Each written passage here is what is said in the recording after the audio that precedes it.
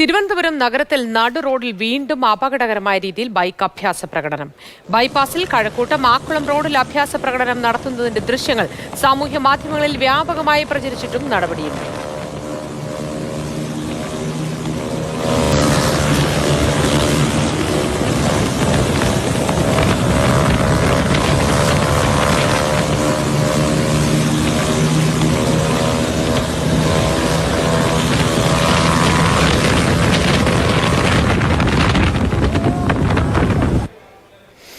വിവരങ്ങളുമായി ജിബിൻ ജെബി ചേരുന്നു. ജിബിൻ, എന്തുകൊണ്ടായിരിക്കും നിരന്തരമായി ഇങ്ങനെ സംഭവിച്ചിട്ടും ഇതിലൊരു നടപടി ഉണ്ടാവാത്തത്, അല്ലെങ്കിൽ ഇത്തരക്കാർ വീണ്ടും ഇത് ആവർത്തിച്ചുകൊണ്ടേയിരിക്കുന്നത്? മൂത്തി, കഴിഞ്ഞ ദിവസവും നമ്മളൊരു വാർത്ത ചെയ്തതാണ്. പാറശാലയ്ക്ക് സമീപം ഇത്തരത്തിലൊരു ബൈക്ക് അപകടകരമായ രീതിയിൽ ഓടി ഒരു 23-കാരൻ്റെ ഇത്തരത്തിലുള്ള സമാന രീതിയിലുള്ള ഒരു ബൈക്ക് അഭ്യാസ പ്രകടനം നമ്മൾ വാർത്ത ചെയ്യുകയും തുടർന്ന് MVDയും ഇയാളെ കസ്റ്റഡിയിലെടുക്കുകയും ചെയ്തിരുന്നു.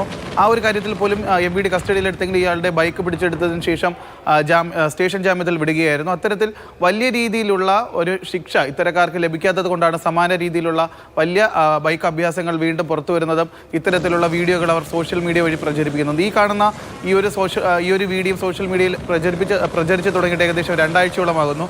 ഇതുവരെയും ഈ ഒരു വീഡിയോയുമായി ബന്ധപ്പെട്ടുള്ള ആളെ കസ്റ്റഡിയിലെടുക്കുന്നതിനോ ഇവർക്ക് വേണ്ട ശിക്ഷ നൽകുന്നതിനോ ഒന്നും തന്നെ അധികൃതർ തയ്യാറായിട്ടില്ല. അതുകൊണ്ട് തന്നെയാണ് ഇത്തരത്തിലുള്ള അഭ്യാസ പ്രകടനങ്ങൾ നഗരത്തിൽ വീണ്ടും ആവർത്തിക്കുന്നത്. ഈ ഒരു ഏരിയ എന്ന് പറയുമ്പോൾ ബൈപ്പാസിൽ കഴക്കൂട്ടത്തിനും ആക്കുളത്തിനും മധ്യയുള്ള ഒരു റോഡാണ്. സമാന രീതിയിലുള്ള അപകടങ്ങൾ ഒത്തിരി തവണ ഉണ്ടായിട്ടുള്ള സ്ഥലം കൂടിയാണ്.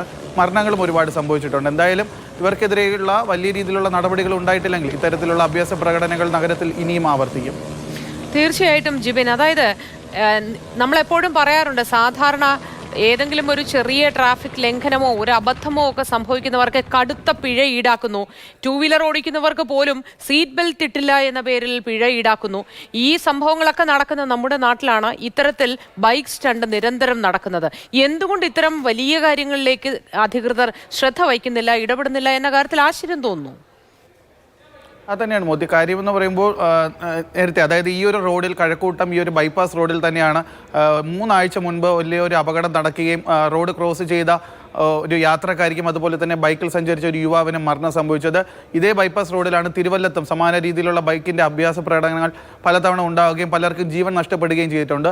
ഈ ഒരു വീഡിയോ തന്നെ കണ്ടാൽ നമുക്ക് മനസ്സിലാകും, 2 പേർ സഞ്ചരിക്കുന്ന ബൈക്കിലാണ് ഇത്തരത്തിൽ ഫ്രണ്ടിലുള്ള വീല് പൊക്കിക്കൊണ്ട് വലിയ ഒരു അഭ്യാസ പ്രകടനം നടക്കുന്നത്. ഇത്തരത്തിൽ അതും അമിത വേഗത്തിലാണ്. ഈ ദൃശ്യം കണ്ടാൽ തന്നെ മനസ്സിലാവും. എന്തായിരുന്നാലും ഈ ഒരു ബൈക്ക് 80-100 മേളിൽ സ്പീഡ് ഈ ഒരു ബൈക്കിനുണ്ടാകും. ആ ഒരു സ്പീഡിൽ തന്നെയാണ് ഇവർ 2 ആൾക്കാർ ഈ ബൈക്കിൽ ഇരുത്തിക്കൊണ്ട് ഇത്തരത്തിലുള്ള ഒരു അഭ്യാസ പ്രകടനം നടക്കുന്നത്.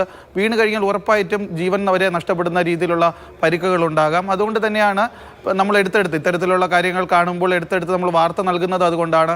അതെ, തീർച്ചയായിട്ടും ജിബിൻ. തിരുവനന്തപുരത്താണ് ഈ സംഭവം റിപ്പോർട്ട് ചെയ്തിരിക്കുന്നത്. ഇപ്പോൾ സമൂഹ മാധ്യമത്തിലടക്കം ഈ ദൃശ്യങ്ങൾ പ്രചരിക്കുകയാണ്. എന്നിട്ടും ഇതുവരെ നടപടികൾ ഒന്നും ഉണ്ടായില്ല. വളരെ അപകടകരമായ രീതിയിലാണ് അഭ്യാസ പ്രകടനം നടത്തുന്നത്. യുവാക്കൾ നിരന്തരമായി ഇത്തരത്തിൽ അഭ്യാസ പ്രകടനം നടത്തിയിട്ടും ഇതിനെതിരെ ശക്തമായ തരത്തിൽ അല്ലെങ്കിൽ മാതൃകാപരമായ യാതൊരു നടപടികളും എടുക്കുന്നില്ല എന്നതാണ് ദുഃഖകരം.